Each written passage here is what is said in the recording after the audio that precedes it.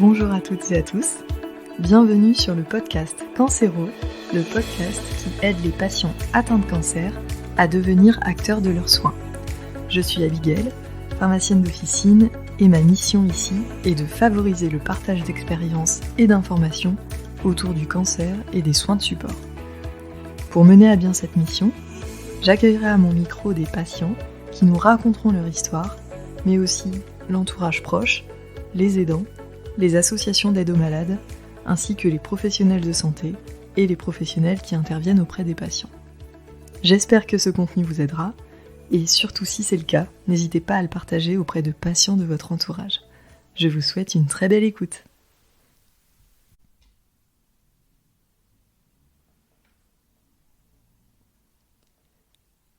Aujourd'hui, je vous enregistre l'épisode de clôture de la saison 1 du podcast Cancéro.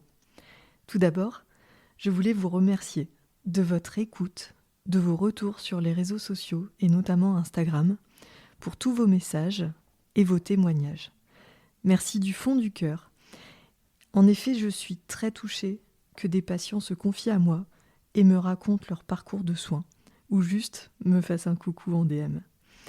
Mais surtout, pour vous prévenir que le podcast ne s'arrête pas, que j'espère faire de très nombreuses saisons sur le podcast, et que ma vision à terme est que le podcast Cancéro soit le plus inclusif possible, que chaque patient, quel que soit son type de cancer, puisse se reconnaître dans au moins un témoignage patient du podcast. Et ça, croyez-moi, ça va nous prendre pas mal de saisons. Nous faisons donc une pause de quelques semaines dans la diffusion du podcast Cancéro pour nous retrouver dans la saison 2. Comme je l'expliquais dans l'épisode 0, j'ai un métier très prenant à côté. Je suis titulaire d'une officine de pharmacie. Mais je vois aussi à quel point combiner les deux est passionnant et enrichissant, car ma casquette de pharmacienne d'officine nourrit le podcast et les échanges avec les invités. Et le podcast m'a aussi permis d'enrichir considérablement mon réseau, aussi bien au niveau associatif, afin d'orienter mes patients, qu'au niveau professionnel, notamment à l'hôpital, d'apprendre des choses, d'approfondir mes connaissances en onco, et même de modifier le référencement de mes gammes onco à la pharmacie afin de proposer le meilleur. Je voulais donc remercier toutes les personnes qui ont contribué à la saison 1.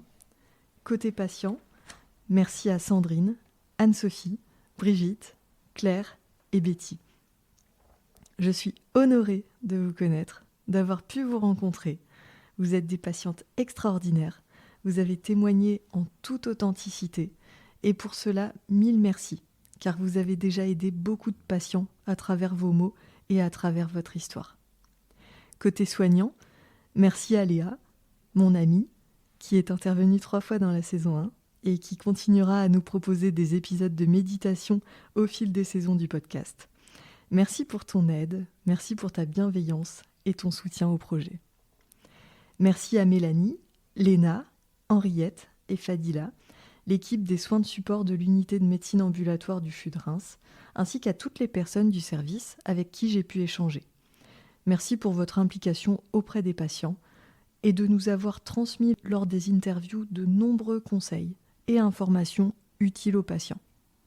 Pour finir, merci à Marilyn pour ton soutien et pour nous avoir permis d'aborder un sujet pas facile dès le début, à savoir la sexualité, grâce à ta casquette d'onco-sexologue. Merci de m'avoir présenté ton réseau de professionnels, pour lesquels certains seront interviewés en saison 2. En effet, pour la saison 2, j'ai déjà des prises de contact très intéressantes côté professionnel, mais aussi du côté des patients, avec lesquels j'en suis sûre, nous ferons de très belles interviews. Pour finir, je remercie Marie, qui assure le montage, la programmation en diffusion et la promotion des épisodes de podcast. Sans elle, une telle quantité de travail ne pourrait aboutir aussi rapidement. Merci donc à tous les intervenants de la saison 1 de s'être prêtés au jeu de l'enregistrement. Je sais que ce n'est pas un exercice facile d'être derrière un micro. Je vous retrouve très vite pour la saison 2 avec de nouveaux invités et de nouvelles interviews.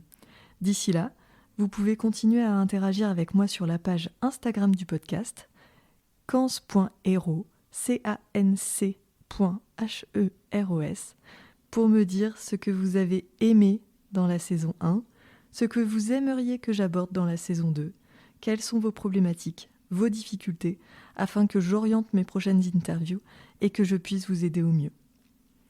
D'ici là, prenez bien soin de vous, soyez le héros de vos soins, et je vous dis à très bientôt dans la saison 2.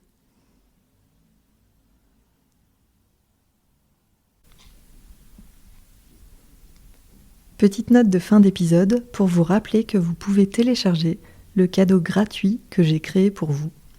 Il s'agit d'une feuille très pratique pour les patients et qui permet la prise de notes entre 2 passages dans le service hospitalier. Le but de cette ressource est de faciliter la communication avec l'équipe de soins et de ne pas oublier les choses à dire en consultation. Vous pourrez y signaler vos symptômes, vos éventuels effets indésirables et noter toutes vos questions à poser aux différents professionnels du service. J'espère que cette ressource vous aidera dans votre prise en charge et vous trouverez le lien pour la télécharger gratuitement en note de l'épisode ainsi que sur la page Instagram.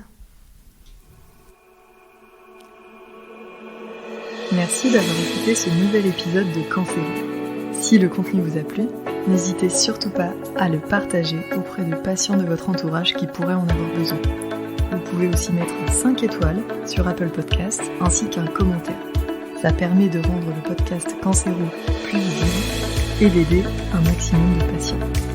Si vous souhaitez me contacter pour me faire des retours sur les thèmes que vous aimeriez que j'aborde, me faire part de vos problématiques, ou peut-être même me raconter votre histoire, c'est sur la page Instagram du podcast que ça se passe, à cance.hero,